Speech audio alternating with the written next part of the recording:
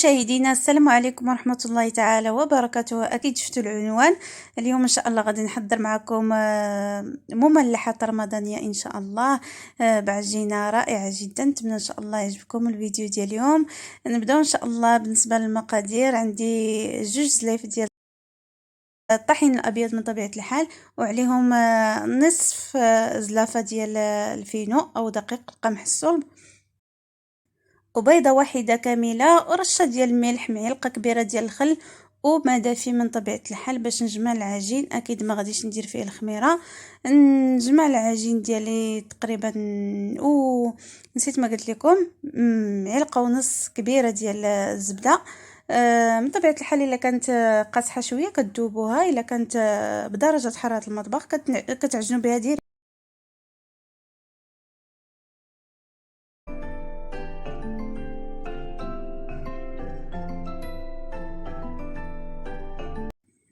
بعد ما عجنت العجين ديالي مزيان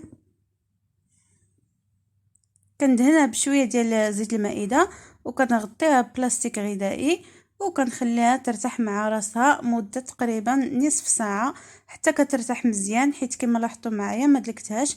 وكندوزو ان شاء الله نوجدوا الحشوه. اول حاجه كندير شويه ديال زيت المائده في المقله،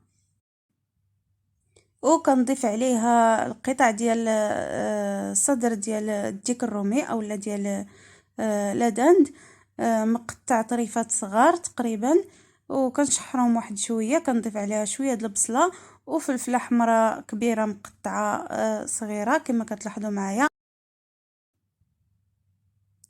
وكنضيف التوابل من طبيعه الحال. عندي الثومه، 2 دروس ديال الثومه صغار، معلقه ديال الموطارد، معلقه ديال الهريسه، البزار، الملحه، معلقه صغيره ديال التحميره والخرقوم والسكنجبير، وشويه ديال الكمون.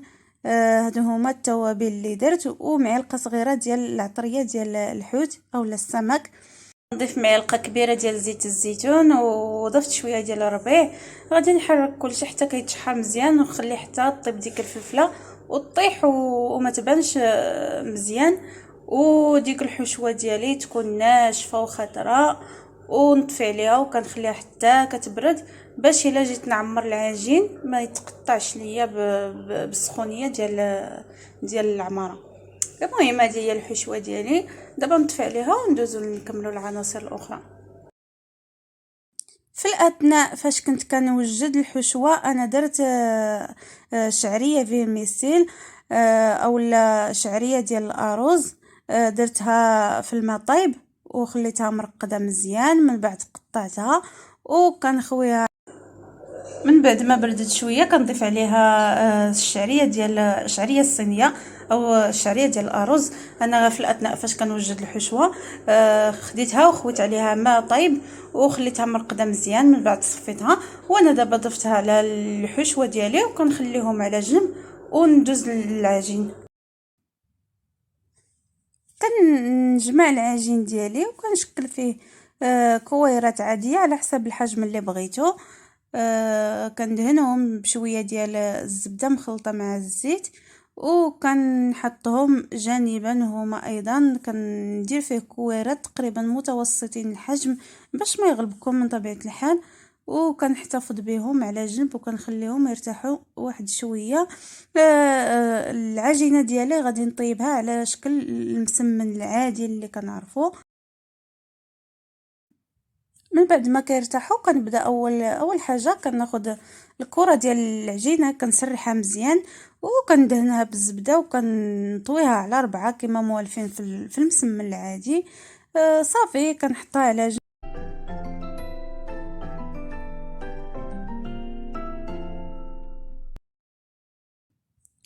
وكنستمر بنفس الطريقه حتى كنكمل العجين اللي عندي. من بعد ما كيرتاحوا واحد شويه لتاني مره كنسرح العجين على شكل مربع، كنقطعوه على 4 بسكين اولا بالاله باش كنقطعوا البيتزا، وكنبدا كنعمر وكنشكل الشكيلات اللي بغيت من طبيعه الحال. تقدروا تشكلوا اي شكل بغيتو، على شكل بريوات، على شكل سيجار، المهم اي شكل، على شكل هذا ميني بسطيله. يعني اي شكل بغيتو راه كتشكلوه في هذا العجين هذا. غير تحاولوا تسرحوها شويه باش تجي العجينه رقيقه، ما تجيش غليظه، باش ما تبانش لكم في المملحات. تجي هي والحشوه متساويين. صافي كنطوي بالطريقه العاديه ديال الصغار، وكنلوي العجين فوق الحشوه، وكنحتفظ بهم على جنب. وكنستمر حتى كنشكل الشكيلات اللي عندي 3 كما موضحه الطريقه في الفيديو.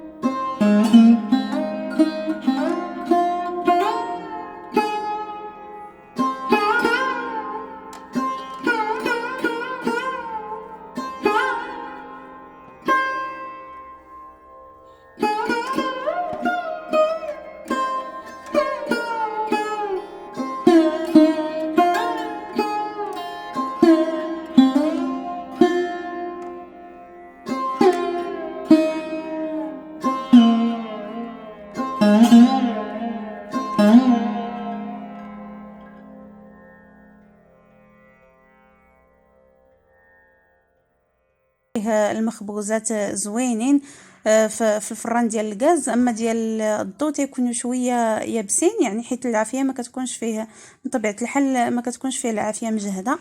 اذا انا كنطيب المخبوزات في الفران ديال الغاز. هما هادو درت لهم شويه ديال الفرماج محكوك من الفوق، وشويه ديال القزبر المعدنوس. المهم التزيين على حسب الاختيار ديالكم. وممكن ديروا الفرماج ديال السندويشات، تقطعوه على شكل وريضات وتزينوا به. المهم التزيين على حسب